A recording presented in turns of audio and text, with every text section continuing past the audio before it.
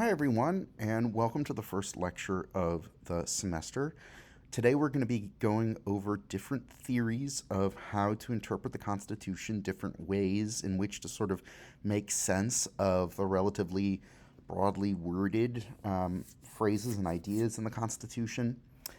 So, a couple of reminders before we get started. First, as is the case with all of the lectures, I suggest that you follow along with your sort of your own copy of the PowerPoints that you can download, mark up, print out, whatever would be helpful. To get a copy of the PowerPoints, go back to our Blackboard site, and there's a link that you can follow to download them. Second, if you have any questions during this lecture, don't let the fact that this is an asynchronous class fool you.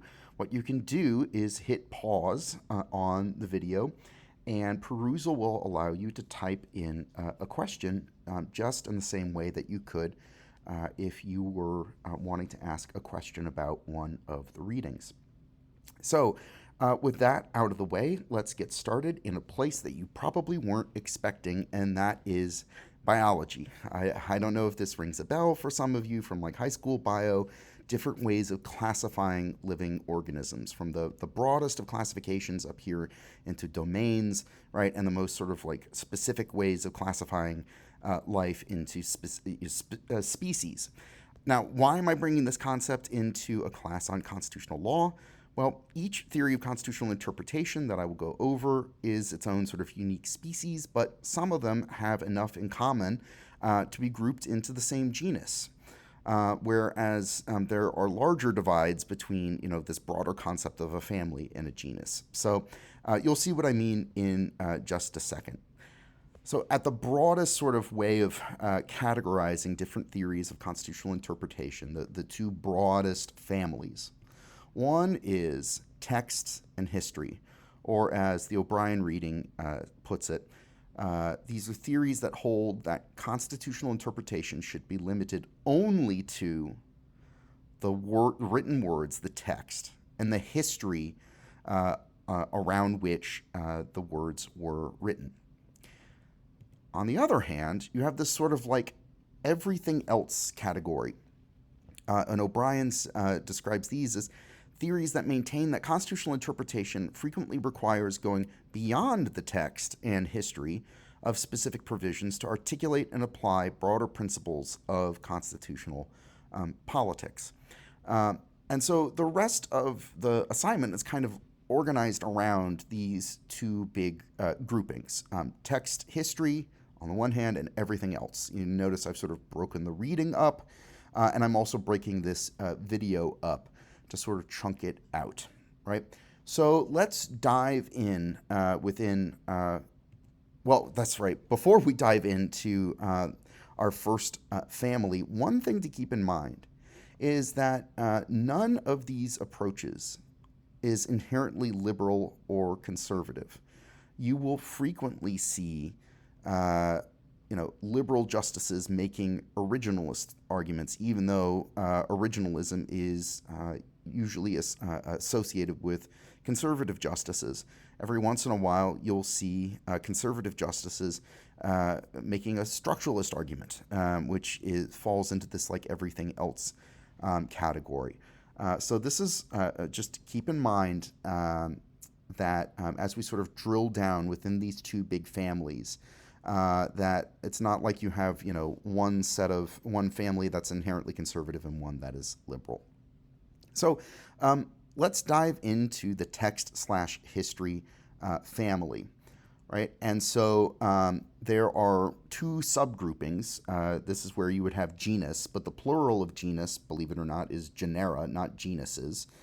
So if you want to sound, super fancy the next time you have a dinner party, you can say you learn a little Latin that applies to both biology and constitutional interpretation.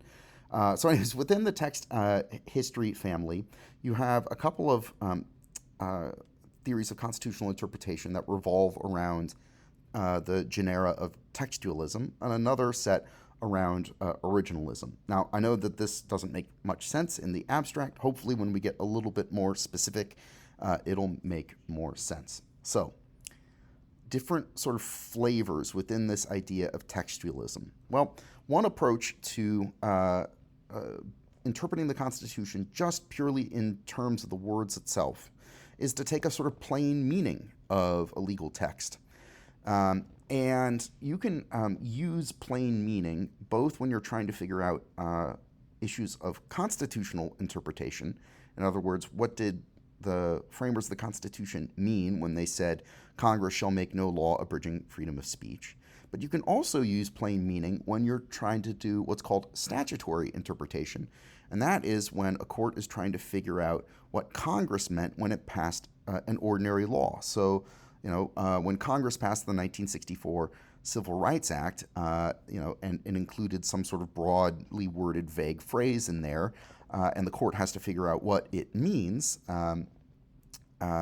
you can engage in plain meaning in those cases too. And the reason why statutory interpretation, it's easier to apply plain meaning, is because oftentimes when Congress is writing ordinary laws, they'll include like explicit definitions of like, hey, when we mean this sort of abstract sounding philosophical principle, we actually mean it in terms of, X, Y, or Z.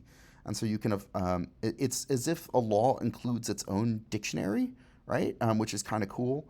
But, you could also just, if you're trying to figure out what cruel or unusual punishments mean, right, back to constitutional interpretation from the Eighth Amendment, plain meaning, you can also just sort of go to a dictionary that was around in the 1700s and say, okay, this is how cruelty was defined in a dictionary that would have been in use at the time when the Constitution was written.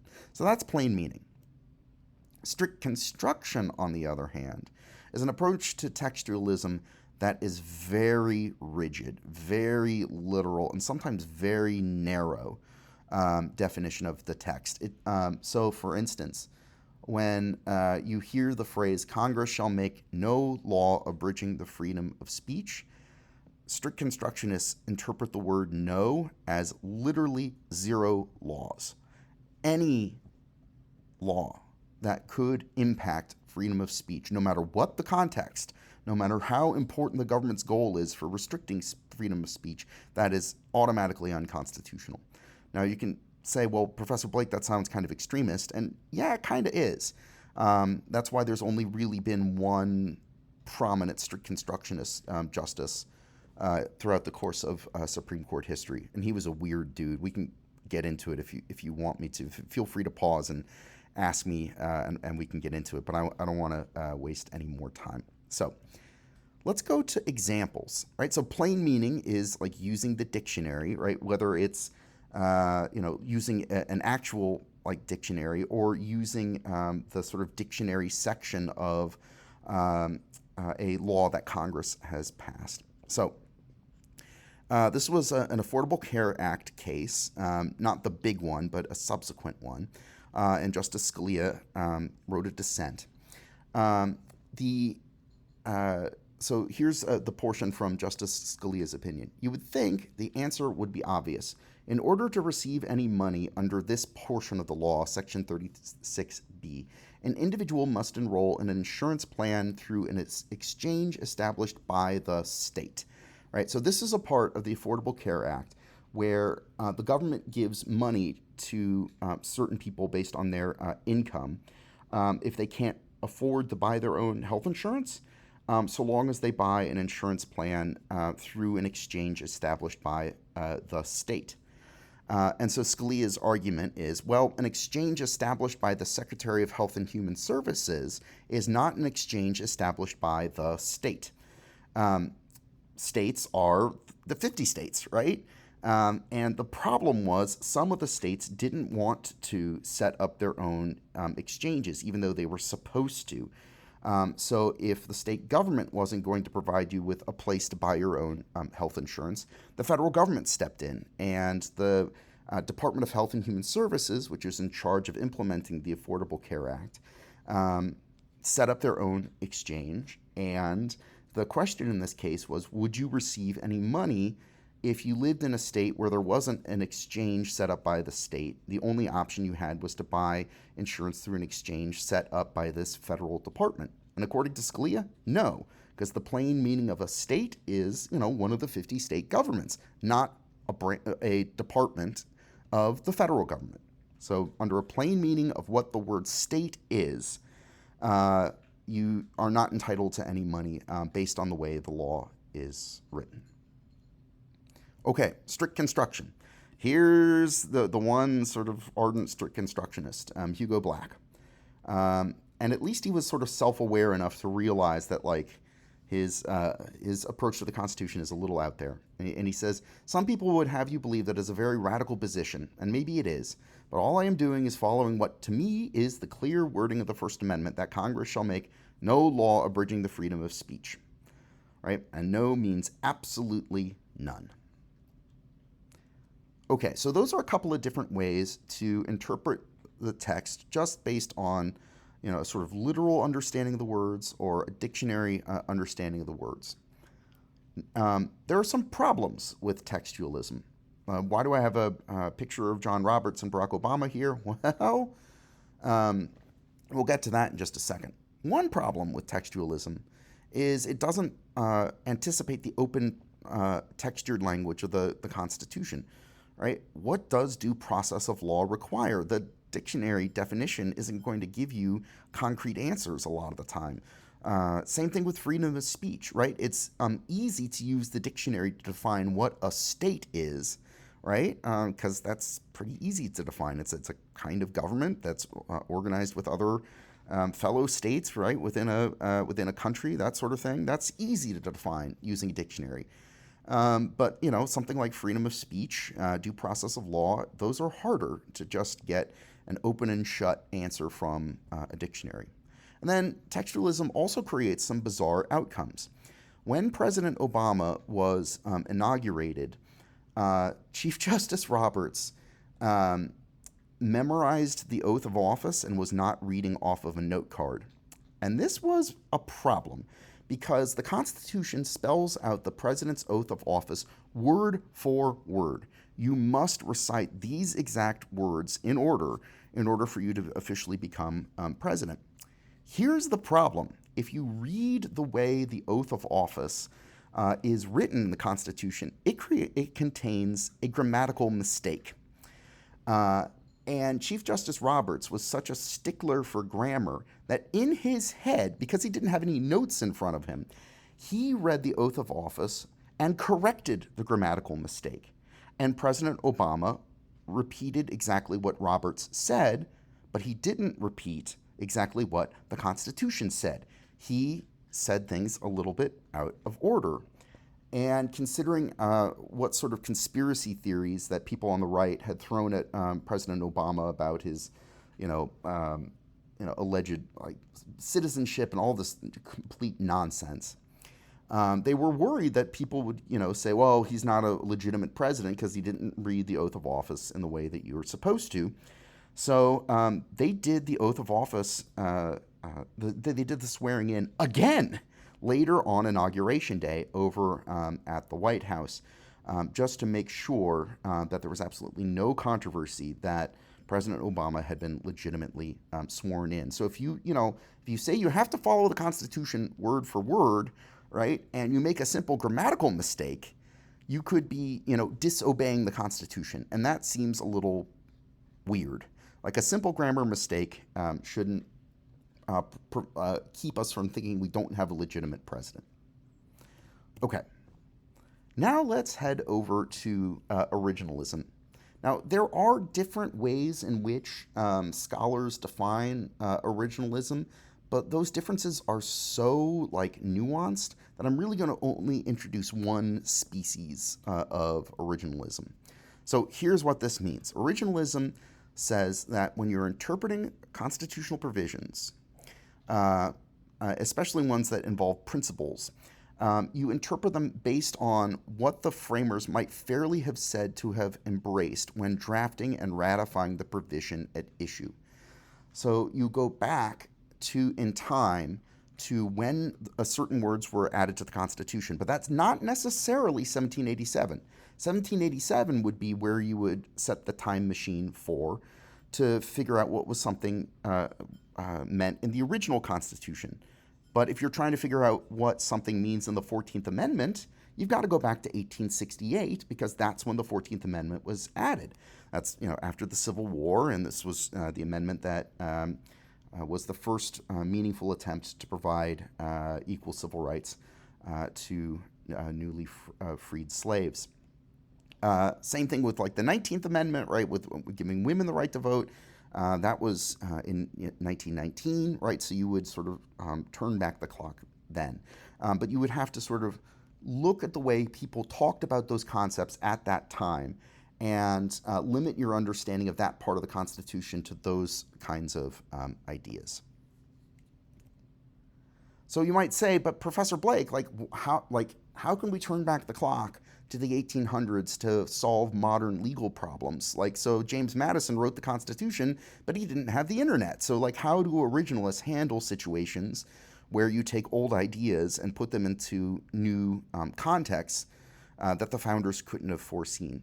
It doesn't necessarily mean originalism can't give you a decent answer. So this is a case called Florida versus Jardines. It involved, it was a challenge to a search.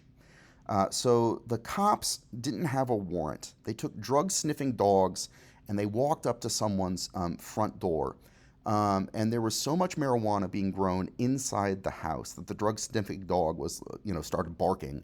And that gave them the ability to get a warrant and arrest the guy for growing drugs, right? So the argument that the police made in court was, well, we didn't invade the person's home, right? We didn't bust down the door. We didn't, bust through a window. All we did was, walk through this guy's front yard and walk up to the front door. It just so happened that when we did that, we brought a drug-sniffing dog with us. And so here's Scalia's argument, and he thought that the search was unconstitutional, right? And so the issue is to what extent are you inviting people into your home, right? And so what if you have a knocker on your front door? Scalia says, look, we have accordingly recognized that having a knocker on the front door is treated as an invitation or a license to attempt an entry. In other words, people are allowed to walk up to the door and knock to try and get your attention, and hopefully that you will open the door, right? Why might you want someone to open the door? Well, if you're trying to sell something, right? But introducing a trained police dog to explore the area around the home in hopes of discovering incriminating evidence is something else. There is no customary invitation to do that, right? Just because you have a door knocker and it's sort of clear that people are allowed to come up and knock on the front door doesn't mean that you have therefore surrendered your right to privacy by allowing a drug-sniffing dog to come up to the front door. So the training of drug-sniffing dogs, which obviously wasn't a thing back in the founding, you could still apply originalist ideas to solve this problem of this kind of invasive search. Now, that being said, there are plenty of problems with originalism. One is that the framers disagreed with each other. They were as polarized as we are today. The partisan vitriol in between the Jeffersonians and the Federalists was crazy, and that they had their own partisan newspapers, just like the two parties have separate cable TV channels, all that kind of stuff. In fact, I'm going to post a video that shows you the kinds of attack ads that people were running in these partisan newspapers in 1800. So Republicans and Democrats today can't agree on much. So why on earth could we expect the framers to disagree with each other? They had very different understandings of what the Constitution meant. And then what I really love is the framers disagreed with themselves. So we're going to talk a lot about whether Congress had the power to create a national bank. This is something you probably already know something about if you're a fan of Hamilton, hence the rap battle. But a young James Madison, right, a congressman, when the bank was being created in 1791, argued against a national bank. He didn't think the Constitution provided Congress with that power. However, when Madison became president and he's fighting the War of 1812, and he realized that having a national bank is a really helpful tool to make sure you have the cash flowing that you need to fight a war, Madison flip-flopped. He completely flip-flopped. In fact, he helped sign the bank back into existence. He made completely contradictory arguments. Same person, just depended on what stage in his life. Right, so when you say, okay, well, what did James Madison think about the National Bank? Which James Madison, young or old, right? And just like the framers disagree across party lines, you get, even within a loyal Jeffersonian in James Madison, he changed his mind too. Another set of problems with originalism: the Constitution was debated in secret. Right, we don't know what kinds of speeches were being made to attack different provisions or defend different provisions as they were being written. Now, Madison did keep notes, right? But his notes might not be all that reliable. They weren't published until decades after the Constitution was written, basically after Madison died. And there's this accusation that Madison's son-in-law, who was instrumental in helping get the notes published, that he kind of like messed with the notes to like exaggerate some of the speeches so that it's like sort of more clickbaity material. And the reason why he did that was because he like really wanted the Madison's notes to become like a best-selling book. And why did he want that? Well, he had a gambling addiction, and so he had all these like gambling debts to pay. So he was really banking on his like father-in-law's notes of the Constitutional Convention to be like this bestseller. So, but he injected this like, all this like, fake stuff into it to make it a little more salacious. So that's not a really reliable set of records either.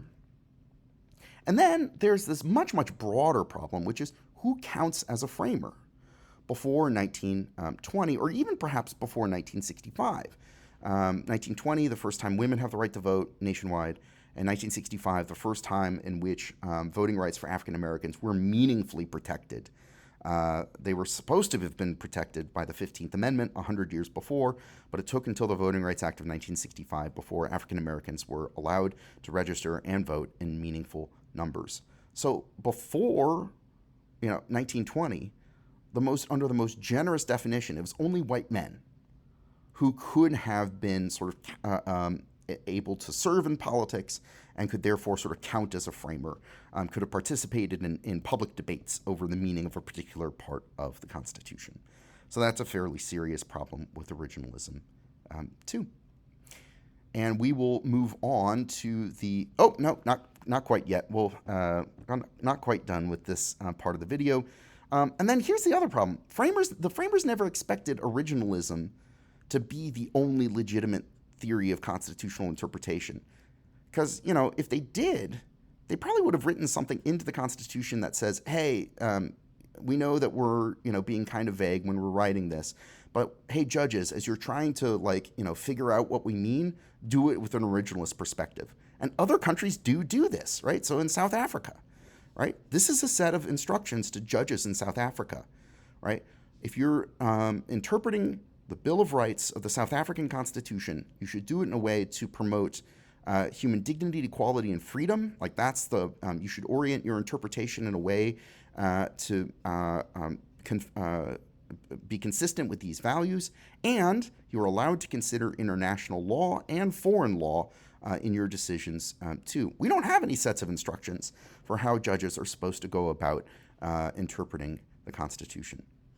Okay, so I'll stop here, and then we'll pick things up in the next video for the remaining theories that fall under the broad heading of everything else.